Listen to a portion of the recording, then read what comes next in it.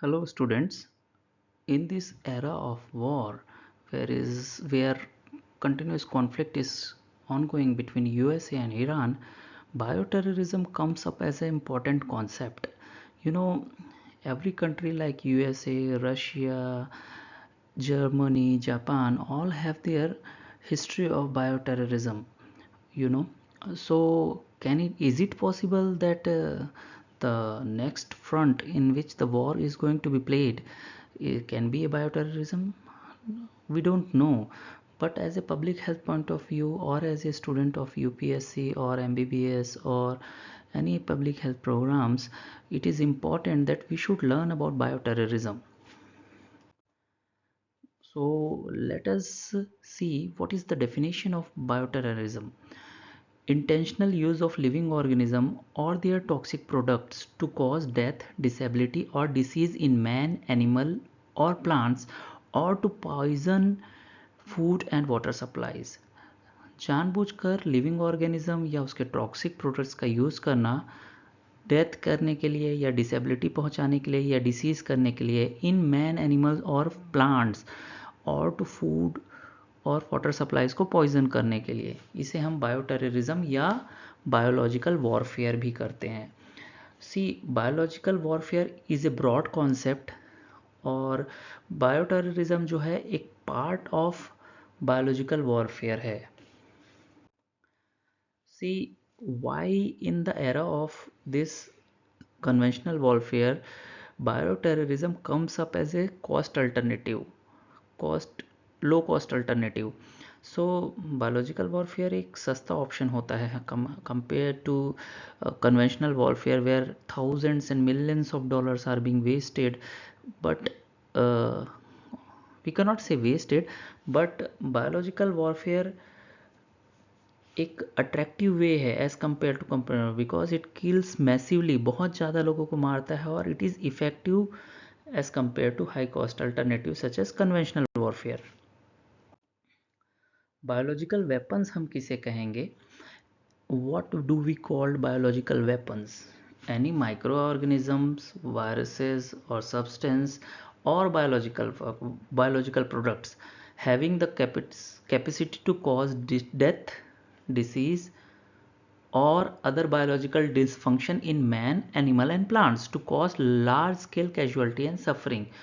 ऐसे micro organisms हैं, virus है, बैक्टीरिया है, कोई सब्सटेंस है जो डराइव्ड है from this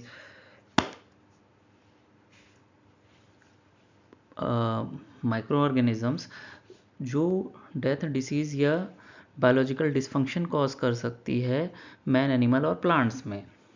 microbes can be natural, wild type or genetically engineered organisms. Okay, so coming to the next topic.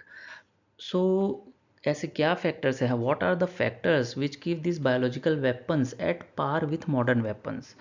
Biological weapons are cheaper and easier to prepare, so for that reason we call it as गरीब आदमी का atomic bomb, poor man's atomic bomb. It can be produced and stored in ample amounts for long time. हम बहुत लंबे समय तक इसको store करके रख सकते हैं. At the same time we it can be prepared in the simple laboratory setup. It is the most toxic substance known. Biological toxins are the one of the most toxic substances known, and it can cause large scale casualty with minimal input. We don't have to bomb several times. It can be transported through a bomb, but multiple bombs we don't have to do it. It can cause large scale casualties in crowded areas, and typical thing is that it is normally not detected by biosensors or any routine security measures. It can remain undetected. So biological weapons are not the ultimate weapons. It comes with its own limitations. Okay, so it is difficult to protect workers which are manufacturing these biological weapons from during production and transportation and delivery of biological agents. It is difficult to maintain quality control and prevent contamination. It requires very efficient way of transport from one place to another. It is uh, it may dispersed in unexpected and self-harming ways. Suppose from 1930s, we can take the example of Japan. They used biological weapons. Okay, so many of their soldiers, near about 1800 soldiers, were self-harmed during the process. You can read the whole story, it is a separate thing. It needs specific conditions. What are the specific conditions? See, all organisms cannot grow in 40 degrees Celsius or 50 degrees Celsius or very extreme low temperatures.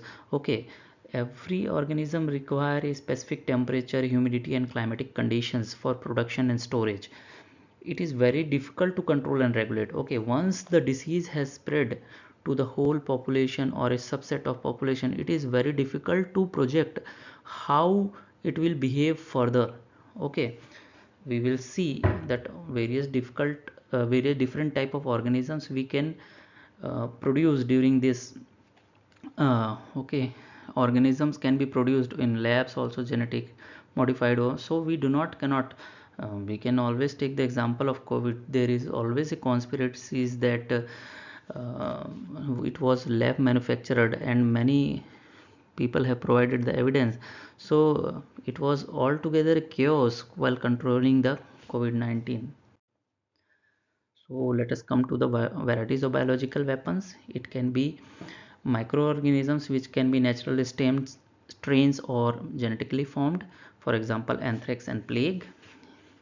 Biologically derived bioactive substances, these are the substances like toxins, hormones, neuropeptides, cytokines, which are the derivatives of the natural products. Okay, and third variety is manually designed biological toxins. See, Germany is a country which has first time produced substances like nerve gas, tabun, a cholinesterase inhibitors, which was used as a biological weapon. So this is the example of manually designed biological weapons. What are the characteristics of ideal biological weapon? Okay, it should be highly infectious and fatal. It should be able to, one should be able to produce these weapons in high quantities. It should be easily dispersible through air or water. It should be able to withstand the change in the atmospheric condition. It should be stable. See, one has to transport, okay, from the point of manufacturing to the point of application, so it's a sophisticated delivery system is required. So the main point is the system must be, the product must be stable, and at the same time it should not be easily treatable by any antibiotic or regular therapy. So potential biological weapon should have following characteristics. See, this is an academic video and a disclaimer is that modes of application. What are the different modes of application? How we can transport, how we can attack, what are the modes which are used for attacking a one person to other. Okay, so catapulting means, for example, dead bodies of humans or animal are thrown from one place to another. You might have seen in the many videos. Okay, point source munitions, for example we can say a कोई भी एक stationary aerosol generator, you can take the example of that. They stand in a point and from there they will spread the aerosol.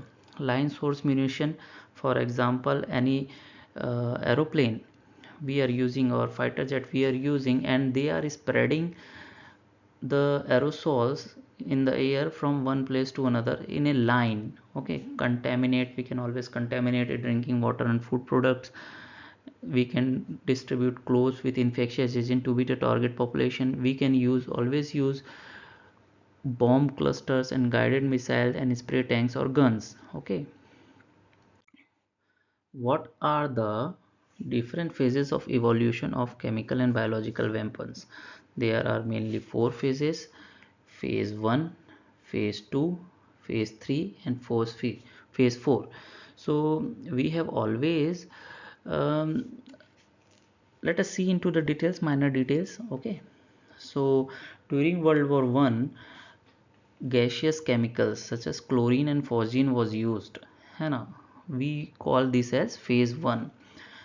And During phase 2, plague and anthrax bombs were used during World War II. For example, nerve gas agents, taboons, a cholinesterase, we call these as phase 2. Germany first time used taboon, a cholinesterase inhibitor. And what is phase 3? During Vietnam War in 1970s, USA used lethal chemical agent that was called Agent Orange because it was mix of herbicide and defoliating agents. And what it did was it caused defoliation of crops and crop destruction. What is phase 4?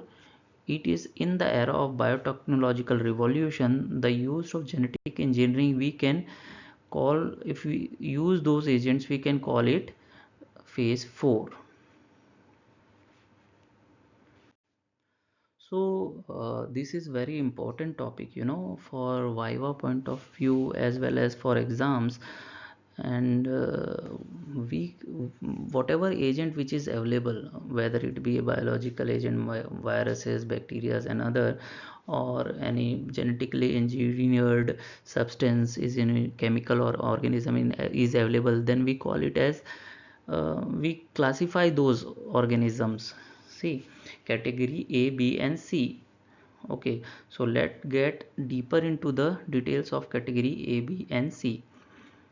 What is category A? Category A is highest priority category.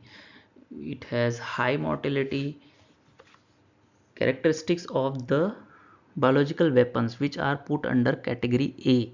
It has high mortality, okay, high mortality, easily transmissibility, it creates panic, okay, and needs special preparedness. So when we will see high mortality, easily transmissible, causes panic and need special preparedness. So what are the diseases? Anthrax, plague, smallpox, botulism, tularemia, viral hemorrhagic fevers. These are some examples of category A. Okay. Now coming to category B, it is second priority. Moderate morbidity, low mortality, कम से कम लोग मरते हैं. Morbidity इसमें थोड़ा ज़्यादा होती है, mortality इतनी ज़्यादा नहीं होती है. It has moderate dissemination means एक से दूसरे में बहुत ज़्यादा तेज़ी से ये नहीं फैलती है compare to the disease of category A. And इसके लिए हमको सर्वेलेंस मतलब स्पेशल प्रोविजंस मेंटेन करने होते हैं, क्योंकि ये ऐसे डिसीजेस हैं, ये बहुत कॉमनली होते नहीं हैं कैटेगरी बी के. Let us see the examples. Brucellosis, Q fever, typhus, cholera, ricin toxin, cardiotoxic drug है ricin. Okay, so these are the example of category B.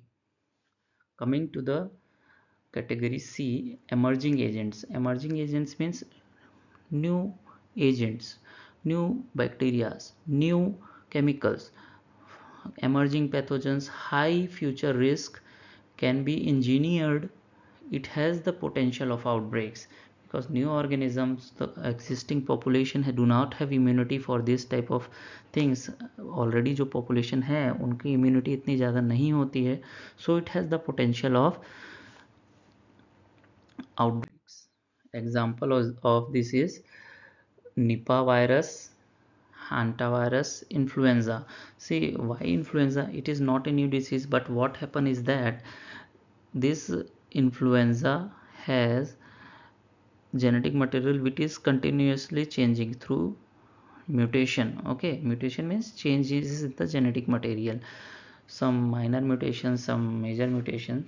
Okay, so this is the some concepts and some topics which are important in case of bioterrorism. So this was our first part. Okay, so uh, in part 2 will be coming shortly, so please support, okay, and subscribe. Okay, so meet you in the next video, part 2 of this bioterrorism, in which we will discuss about the prevention and control of what the steps involved in the prevention and control of this bioterrorism. Thank you.